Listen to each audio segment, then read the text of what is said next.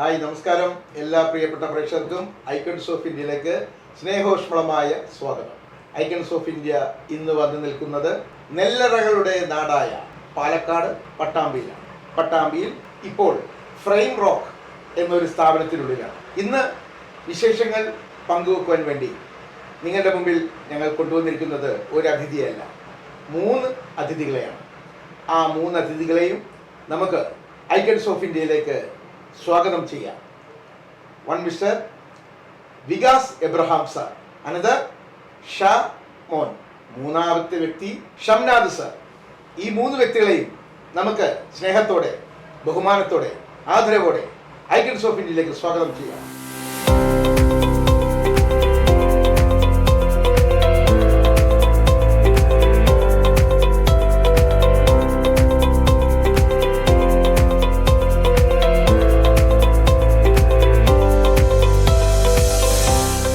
നമ്മുടെ സ്ഥാപനമായ frame rock അല്ലേ?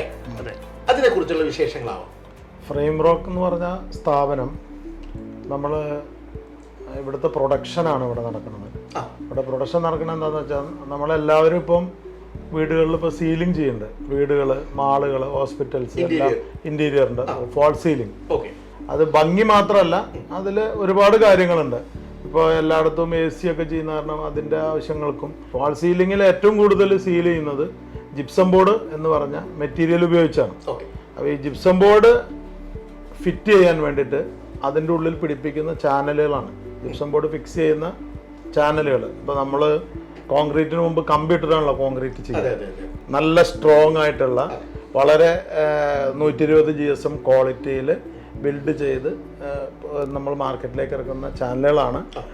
ഞങ്ങൾ ഏകദേശം 15 വർഷത്തോളമായി ഈ ബിസിനസ്സിൽ. മാനുഫാക്ചറിങ് തുടങ്ങിയിട്ട് 10 വർഷമായി.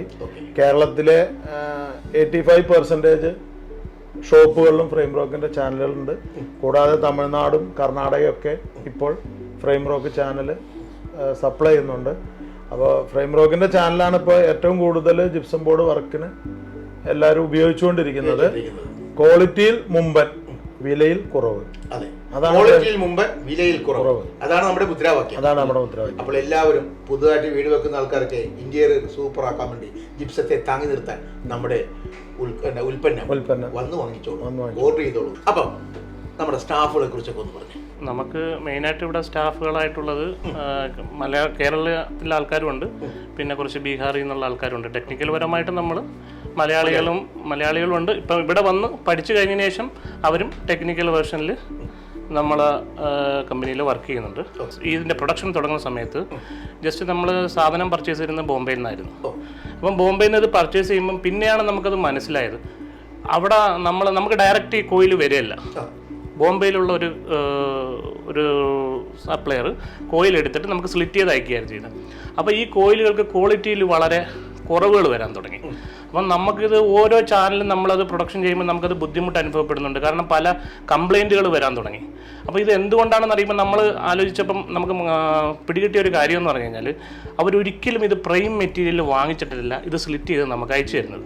അപ്പം നമ്മൾ എന്ത് ആലോചിച്ചെന്ന് പറഞ്ഞാൽ അതൊരു വലിയ ഹ്യൂജ് ഇൻവെസ്റ്റ്മെൻറ്റ് വേണ്ടി വന്ന ഒരു സമയത്ത് നമ്മുടെ എല്ലാവരുടെയും വീടുകളും എല്ലാം കൊണ്ട് നമ്മൾ പണയം വെച്ചിട്ട് നമ്മൾ ആ ഒരു പ്രൈം മെറ്റീരിയൽ എടുത്ത് സ്ലിറ്റ് ചെയ്യാൻ വേണ്ടിയിട്ട് നമുക്കൊരു മെഷീൻ, സ്ലിറ്റിംഗ് മെഷീൻ ഞങ്ങൾക്കുണ്ട്. ബാക്കിയുള്ള കമ്പനികൾക്കൊന്നും സ്ലിറ്റിംഗ് മെഷീൻ ഇല്ല. അപ്പം പ്രൈം മെറ്റീരിയൽ ഡയറക്റ്റ് കമ്പനിയിൽ നിന്ന് പർച്ചേസ് ചെയ്ത് ഇവിടെ കൊണ്ടുവന്ന് സ്ലിറ്റ് ചെയ്യാൻ തുടങ്ങി. അവിടെ നിന്നാണ് ഞങ്ങൾക്ക് ഈ ഗ്രോത്ത് തുടങ്ങിയത്. അപ്പം നമ്മുടെ ചാനലുകൾക്ക് ഒരിക്കലും ക്വാളിറ്റിയിൽ യാതൊരുവിധ കോംപ്രമൈസും ഇല്ലാതെ നമുക്ക് ഡയറക്റ്റ് ഈ പറയുന്ന ഉത്തം, JSW, AMNS അതുപോലുള്ള കമ്പനിയിൽ നിന്ന് ഡയറക്റ്റ് വാങ്ങിച്ച് ഇവിടെ കൊണ്ടുവന്ന് സ്ലിറ്റ് ചെയ്തപ്പോൾ നമുക്ക് ഗ്രോത്ത് തുടങ്ങി. നമ്മുടെ ചാനലുകളുടെ ക്വാളിറ്റി കൂടാൻ തുടങ്ങി. അത് മാത്രമല്ല, നമ്മൾ മെഷീനറീസിൽ നമ്മൾ ഓരോ മെഷീനറീസിൻ്റെയും ഓരോ പ്രൊഫൈലിൻ്റെയും എത്ര സ്റ്റേഷൻ നമുക്ക് ആവശ്യമായിട്ടുണ്ടോ അത്രയും സ്റ്റേഷനുള്ള സാധനം നമ്മൾ തന്നെ ഡ്രോയിങ് ചെയ്ത്, ഞങ്ങളുടെ മെഷീൻ നമ്മൾ തന്നെയാണ് ഡ്രോയിങ് ചെയ്ത് ഇതുപോലെ ഞങ്ങൾക്ക് വേണം എന്ന് പറഞ്ഞ് ഞങ്ങൾ ഉണ്ടാക്കിക്കുന്നത്. അങ്ങനെയും ബുദ്ധിമുട്ട് വന്നപ്പോൾ നമ്മൾ കുറേ സാധനങ്ങൾ നമ്മൾ ചൈനയിൽ നിന്ന് പർച്ചേസ് ചെയ്തിട്ട് നമ്മളിവിടെ അസംബിൾ ചെയ്യാൻ തുടങ്ങി. മെഷീനറീസും നമ്മളിവിടെ അസംബിൾ ചെയ്യാൻ തുടങ്ങി. ചൈനക്കാരുടെ നിന്ന് സാധനങ്ങൾ വാങ്ങിച്ച് നമ്മൾ ഇവിടെ കൊണ്ടുവന്ന് നമ്മൾ തന്നെ കണ്ടുപിടിച്ച പല പല കാര്യങ്ങളും ഇത്രയും സ്പീഡിൽ, അതായത് ഒരു മിനിറ്റിൽ ഏകദേശം 20 ചാനലുകളോളം വീഴും. അത്രയും ഫാസ്റ്റിലായിട്ട് ഇന്ന് ഇന്ത്യയിലാരും ചാനൽ അടിക്കുന്നുണ്ടോ എന്ന് അറിയത്തില്ല, ഇല്ല എന്ന് തന്നെയാണ് നമ്മുടെ വിശ്വാസം. നമ്മുടെ ഫ്രെയിം ബ്രോക്ക് തന്നെയാണ്. അതെ, വിശ്വാസമല്ല, സത്യമാണ്. തീർച്ചയായിട്ടും നമ്മുടെ ക്വാളിറ്റി നമ്മൾ അഷ്യൂർ ചെയ്യാൻ വേണ്ടിയിട്ട് നമ്മൾ മെഷീനറീസിനകത്താണെങ്കിലും റോ മെറ്റീരിയലിനകത്താണെങ്കിലും ഒരു കോംപ്രമൈസും ചെയ്യാതിരുന്നപ്പോഴാണ് നമുക്ക് ഗ്രോത്ത് വരാൻ തുടങ്ങിയത്. ഇപ്പം ചെന്നൈയിലൊക്കെ നമ്മുടെ സാധനങ്ങൾ കണ്ടിട്ട് കുറച്ച് വില കൂടുതലാണ്, എന്നിരുന്നാലും അവർ വാങ്ങിക്കാൻ നല്ല സാധനത്തിന് ഇത്തിരി വില കൂടുതലാണ്, നോർമലാണ്. നമ്മള് വില കുറവാണെന്ന് പറഞ്ഞ് മോശം സാധനം വാങ്ങി അതെ, ഒരുപാട് അത് പ്രശ്നമാണ്. അതുകൊണ്ടാണ് നമ്മുടെ ആ ഒരു ക്യാപ്ഷൻ നമ്മൾ കൊടുത്തിരിക്കുന്ന സീലിംഗ് ഓഫ് ബാക്ക് ബോൺ എന്നും പറഞ്ഞിട്ട്. സീലിംഗ് ഓഫ് ബാക്ക് ബോൺ, അതായത് സീലിംഗ് ഓഫ് ബാക്ക് ബോൺ, അതിനെ കുറിച്ച് എന്താണ് പറയാനുള്ളത്? കൂടെ അഭിപ്രായം. എനിക്ക് അവന്റെ ക്യാപ്ഷൻ ആണെന്ന് എനിക്ക് അത് തന്നെ എനിക്കറിയാം. അങ്ങനത്തെ ക്യാപ്ഷൻ ഒക്കെ ഷംനാഥ് ഭായിയുടെ സാറിന്റെ വായിന്നേ വരുള്ളൂ. തീർച്ചയായും നമ്മുടെ സീലിംഗില് നമ്മള് ഈ പറഞ്ഞ പോലെ ഷാമിനിക്കായും വികാസത്തിനൊക്കെ പറഞ്ഞ പോലെ നമ്മള് ആദ്യമൊക്കെ ഞങ്ങൾ ബോംബെ നിന്നൊക്കെ മെറ്റീരിയൽ പർച്ചേസ് ചെയ്ത സമയത്ത് നമുക്ക് അറിയില്ലായിരുന്നു, അന്ന് ക്വാളിറ്റി കുറഞ്ഞ സാധനങ്ങളായിരുന്നു വന്നുകൊണ്ടിരുന്നത്. പക്ഷെ നമ്മൾ നേരിട്ട് നമ്മളെ പോലുള്ള ഒരു ചെറിയ കമ്പനിക്ക് നേരിട്ട് കമ്പനികൾ ഒരു അക്സെപ്റ്റൻസ് തരുമോന്ന് ഞങ്ങൾക്ക് അറിയില്ല. അങ്ങനെ ഞങ്ങൾ പലതവണ ഞങ്ങൾ വാതിലുകൾ മുട്ടി കാണേണ്ട ആളുകളെ കണ്ടു, ഞങ്ങൾ ഡയറക്റ്റ് നമുക്ക് ഡീലർഷിപ്പ് തന്നു. ഇന്ന് ഞങ്ങൾ അഭിമാനപൂർവ്വം പറയുന്നു, ഇന്ന് വേറെ ഈ ഫോൾ സീലിംഗ് ലെവലിൽ നിൽക്കുന്ന ആർക്കും തന്നെ കമ്പനിയിൽ നിന്ന് ഡയറക്റ്റ് മെറ്റീരിയൽ എടുക്കുന്ന നോഫ് പോലുള്ള കമ്പനികൾ മാത്രമേ ഉള്ളൂ. നോഫ് ഡയറക്റ്റ് കമ്പനിയിൽ നിന്ന് എടുക്കുന്നതാണ്. അപ്പം അതേ ആ ഒരു ലെവലിൽ ഞങ്ങൾക്ക് വളരാൻ സാധിച്ചു. അത് ഈ പറയുന്ന പോലെ ഞങ്ങൾ ആദ്യമൊക്കെ കുറെ സ്ട്രഗിൾ ചെയ്തു, ഞങ്ങളൊക്കെ കുറെ ലോണും കാര്യങ്ങളും എല്ലാം എടുക്കേണ്ടി വന്നു. പക്ഷേ ഞങ്ങളുടെ പ്രയത്നങ്ങളൊന്നും പിറകോട്ട് പോയില്ല, എല്ലാം വളരെ നല്ല രീതിയിൽ ദൈവം ഞങ്ങളെ അനുഗ്രഹിച്ചു. നിങ്ങളുടെ ഈ 3 പേരുടെയും എന്താ പറയാ ഒരു ഒത്തൊരുമയാണ് ഈ വിജയത്തിന് പിന്നിൽ. അതിനെ കുറിച്ച് എന്താണ് പറയാനുള്ളത്? അതിൽ ഞാനൊരു കാര്യം പറയാം. 3 പേരല്ല, ഒരാളാണ്. 3 പേര് ഇരിക്കണമെന്നേ ഉള്ളൂ. ഒറ്റ മനസ്സാണ്, ഒറ്റ മനസ്സാണ്. 3 ശരീരവും ഒറ്റ മനസ്സും. ഒരാൾ എടുക്കുന്ന തീരുമാനങ്ങൾ തന്നെയാണ്. ചോദ്യം ചോദിച്ചൊരു ക്ഷമ ചോദിക്കും. 3 പേര് മാത്രമേ ഉള്ളൂ. 3 പേരായിട്ട് എനിക്ക് തോന്നി, പക്ഷെ ഒറ്റ മനസ്സാണെന്നല്ല ഇപ്പോഴാണ് ഞാൻ അറിയുന്നത്. ഒരേപോലെ അല്ല, ഒറ്റ മനസ്സായത് കൊണ്ടാണല്ലോ ഇത്രയും നമ്മൾ സ്ട്രഗിൾ ചെയ്തിട്ടാണെങ്കിലും ഈ ഒരു ഫ്രെയിം റോക്ക് ഇങ്ങനെ ഉയരങ്ങളിലേക്ക് പോകുന്നത് അല്ലെ. ഞങ്ങളുടെ ഒരു ഏറ്റവും വലിയ ഒരു ഞങ്ങളുടെ വിജയം ഞങ്ങളുടെ വാപ്പാണ്. വാപ്പയുടെ പേര് പറഞ്ഞോളൂ. വാപ്പയുടെ പേര് മുഹമ്മദ് റാഫി. പുള്ളിയാണ് മെഷീനറീസും കാര്യങ്ങളും എല്ലാം ഇപ്പൊ നേരത്തെ ശ്യാമനൊക്കെ തമാശ പറഞ്ഞ പോലെ ചൈനയിൽ നിന്ന് സാധനങ്ങൾ കൊണ്ടുവരാനൊക്കെ ഏറ്റവും കൂടുതൽ ഒരു കോൺഫിഡന്റ് വേണമല്ലോ, നമ്മളിത് കൊണ്ടുവന്നാൽ നമുക്കിത് ചെയ്യണമല്ലോ. അപ്പം എന്ത് കൊണ്ടുവന്ന് ഇട്ട് കൊടുത്താലും മുപ്പത് വേണ്ട രീതിയിൽ കറക്റ്റായിട്ട് കാര്യങ്ങൾ ചെയ്തു കൊടുക്കും. മെഷീൻ റിപ്പയർ ചെയ്യണ ഞങ്ങളുടെ എഞ്ചിനീയർ എന്ന് പറയുന്നത് വാപ്പയാണ്. അപ്പൊ ഗോഡ് ഫാദർ വാപ്പ തന്നെ. അദ്ദേഹമാണ് നമ്മുടെ ഈ ഫീൽഡിൽ എങ്ങനെ നന്നായിട്ട് പോകണമെന്നുള്ള ഒരു സംഭവങ്ങൾ കാണിച്ചു തന്നല്ലേ. ഇവിടെ നിന്ന് പോയിട്ട് ചൈനയിൽ പോയിട്ടാണെങ്കിൽ സംഭവം കൊണ്ടുവന്ന് ഇത് എങ്ങനെ നമ്മൾ ഈ മെഷീൻ ഞങ്ങൾ കണ്ടിന്യൂസ് ഞങ്ങൾക്ക് ഓർഡർ കിട്ടിയ സമയത്ത് ഇതിങ്ങനെ മെഷീൻ കണ്ടിന്യൂസ് ആയിട്ട് ഓടിച്ചിട്ട് ഇത് സ്ട്രക്ക് ആവുന്ന അവസ്ഥ എത്തി, ചൂട് കൂടിയിട്ട്. അപ്പം പുള്ളി അത് ഐസ് പ്ലാന്റുകൾ യൂസ് ചെയ്യുന്ന ഒരു സിസ്റ്റമാണ്. അതായത് ഈ ഐസ്ക്രീം മെഷീനറീസ് ഒക്കെ അപ്പൊ ആദ്യം അതിന്റെ മെക്കാനിക് ആയിരുന്നു. അപ്പൊ അവിടെ ഈ മെഷീൻ കൂളിംഗ് സിസ്റ്റം അറേഞ്ച് ചെയ്തിട്ടുണ്ട്. അതേ കൂളിംഗ് സിസ്റ്റം നമ്മുടെ ഇവിടെ മെഷീനറീസ് 24 മണിക്കൂർ ഓടിയാലും ചൂടാവില്ല. ആ സിസ്റ്റം ഒക്കെ പുള്ളി ഇവിടെ അറേഞ്ച് ചെയ്ത് വെച്ചിട്ടുണ്ട്. അതുകൊണ്ട് തന്നെ ഞങ്ങൾക്ക് ഇന്ന് നല്ല രീതിയിൽ ഞങ്ങൾ മാർക്കറ്റിൽ മുമ്പിൽ നിന്നാൽ മതി, പ്രൊഡക്ഷൻ എത്ര വേണമെന്ന് പറഞ്ഞാൽ സാധനം എത്തിക്കൂടും. ഇനി എന്താണ് നമുക്ക് പറയാനുള്ളത്? ഞങ്ങളുടെ 3 ഫാമിലി എന്നാണെങ്കിലും ഞങ്ങളൊന്നും അങ്ങനെ ഒരു വലിയ മൂലധനം കയ്യിലുള്ള ആൾക്കാരൊന്നും ആയിരുന്നില്ല. അതുകൊണ്ട് ചോദിക്കുകയാണ്, എത്ര രൂപ തുടങ്ങി വെച്ചാൽ ഈ മൂലധനം? 3 ലക്ഷം രൂപ വെച്ചിട്ടാണ് ഞങ്ങൾ തുടങ്ങിയത്. പിന്നെ ഇങ്ങനെ ഷാമോൻ ആ സമയത്തൊക്കെ ആള് UAE എംബസി ഫ്രാൻസിൽ ജോലി ചെയ്യായിരുന്നു. അപ്പൊ അവിടുന്ന്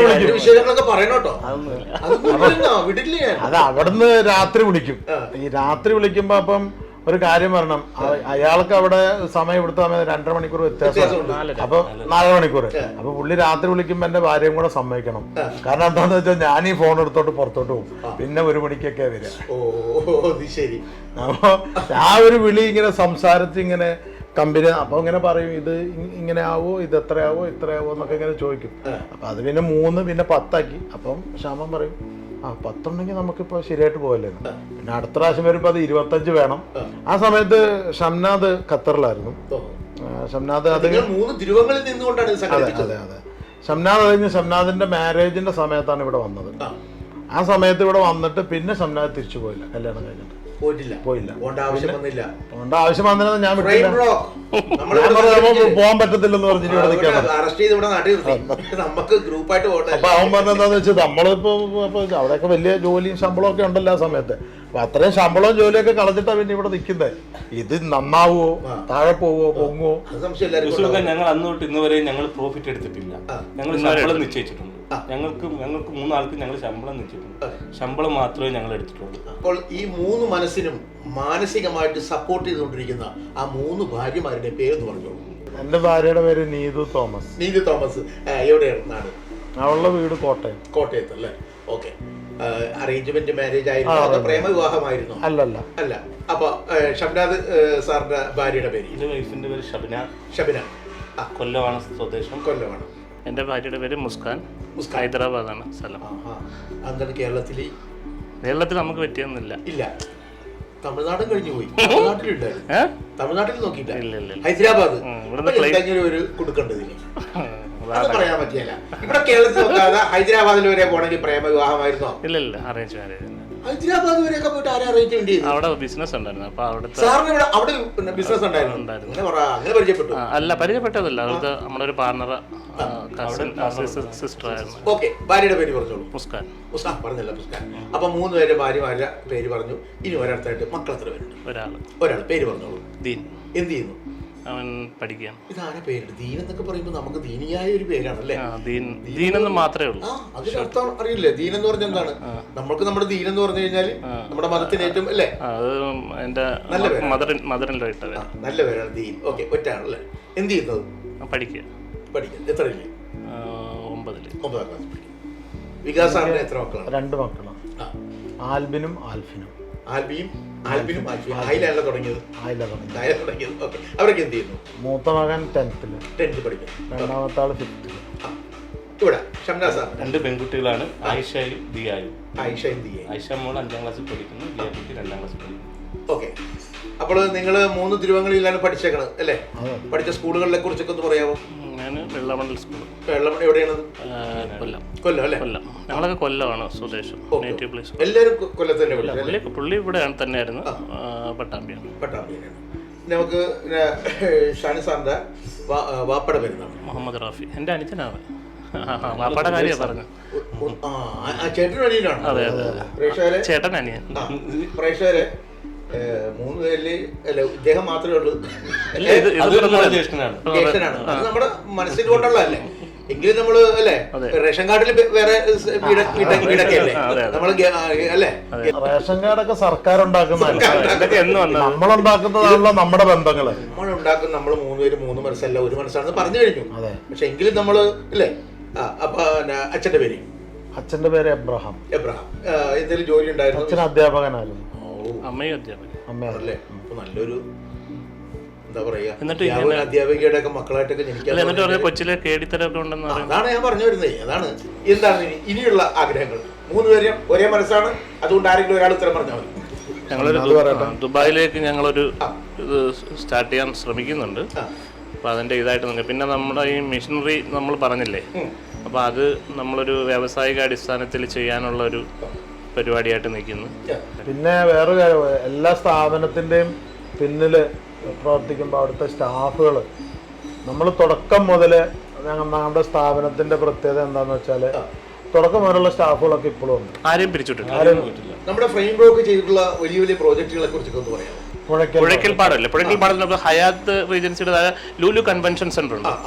അപ്പോൾ അവരുടെ റൂഫിംഗ് ഷീറ്റ് ഇങ്ങനെ ബ്ലറായി കണ്ട്, അപ്പം അത് എനിക്ക് തോന്നുന്നു യൂസുഫ് അലിക്കാണെന്നുണ്ടെന്ന് പറഞ്ഞത് ഇത് മാറ്റണം, ഇത് പുതിയത് എന്തെങ്കിലും ചെയ്യണമെന്ന് പറഞ്ഞു. അപ്പോൾ അത് പുതിയ എന്തെങ്കിലും ചെയ്യുമ്പോൾ അതിൻ്റെ മുകളിൽ ഒരു റൂഫിംഗ് ഷീറ്റിനകത്ത് സ്ക്വയർ ട്യൂബ് വെച്ചിട്ട് വെൽഡ് ചെയ്യാൻ പറ്റില്ല. വെൽഡിങ് റൂഫിംഗ് ഷീറ്റിൽ പറ്റില്ല, അത് പൊട്ടിപ്പോവും. അപ്പോൾ അതുകൊണ്ട് അവർക്ക് വേറെ ഏതെങ്കിലും രീതിയിൽ ചെയ്യണമെന്ന് പറഞ്ഞപ്പോൾ ന്യൂടെക് എന്ന് പറയുന്ന ഒരു കമ്പനി ഇത് ഏറ്റെടുക്കുകയും അവരുടെ ഒരു ടെക്നോളജി ആയിട്ട് ഞാനുമായിട്ട് ഷെയർ ചെയ്യുകയും അവരൊരു എന്താ പറയുക, അവർ പറഞ്ഞത് 0.9 mm ഒരു പ്രൊഫൈൽ സെക്ഷൻ നിങ്ങൾ ഉണ്ടാക്കി തരണമെന്ന് പറഞ്ഞു. അപ്പം അവർ 9 mm നോക്കിയപ്പോൾ സെക്ഷൻ 9 mm ഒന്നും ആരും ചെയ്യുന്നില്ല. നമ്മളടുത്ത് ചോദിച്ചു ചെയ്യാൻ പറ്റുമെന്ന്. അപ്പം നമ്മളത് ചെയ്തു കൊടുത്തു. സീലിംഗിലല്ല, സീലിംഗിന്റെ മുകളിൽ റൂഫിംഗ് അടിക്കാനുള്ള സാധനത്തിൽ നമ്മൾ ഫ്രെയിം റോക്കിന്റെ ചാനൽ ഉപയോഗിച്ചു. അപ്പൊ അത് ഏകദേശം ഒരു 70,000-80,000 സ്ക്വയർ ഫീറ്റോളം ഉണ്ടായിരുന്നു. അത് മാത്രം പറഞ്ഞാൽ മതി ഫ്രെയിം റോക്കിന്റെ ക്വാളിറ്റി അറിയാനായിട്ട്. അവരത് ചെയ്യുന്നതിന്റെ അതിന്റെ മുകളിലൂടെ കയറി നടന്ന് ആണ് അവർ ആ ഷീറ്റെല്ലാം ഫിക്സ് ചെയ്തത്. ഫ്രെയിം റോക്കിന്റെ ഈ വളർച്ചയിൽ 3 പേർക്ക് കൂടി ആർക്കൊക്കെയാണ് നന്ദി രേഖപ്പെടുത്താനുള്ളത്? ഞങ്ങളുടെ കസ്റ്റമേഴ്സ് തന്നെ നമ്മൾ ആദ്യം പറയാം. കാരണം എപ്പോഴും നല്ല രീതിയിലുള്ള സപ്പോർട്ട് ചെയ്തിട്ടുണ്ട്, ഒരുപാട് സപ്പോർട്ട് ചെയ്തിട്ടുണ്ട്. നമ്മുടെ ഫ്രെയിം റോക്ക് എന്ന് പറഞ്ഞ സ്ഥാപനത്തിന്റെ വിശേഷങ്ങളും നിങ്ങളുടെ സ്വന്തം വിശേഷങ്ങളൊക്കെ ഞങ്ങളുടെ പ്രേക്ഷകരോട് പങ്കുവച്ചതിന് ഒത്തിരി നന്ദി. Thank you sir. Thank you so much.